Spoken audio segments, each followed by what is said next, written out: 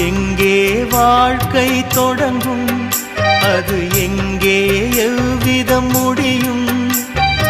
இதுதான் பாதை, இதுதான் பயணம் என்பது யாருக்கும் தெரியாது.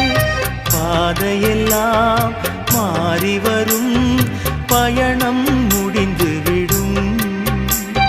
மாறுவதை புரிந்து கொண்டால் மயக்கம் தெளிந்துவிடும். நினைப்பதெல்லாம் நடந்துவிட்டால் தெய்வம் ஏதுமில்லை. நடந்ததையே நினைத்திருந்தால் அமைதி என்றுமில்லை.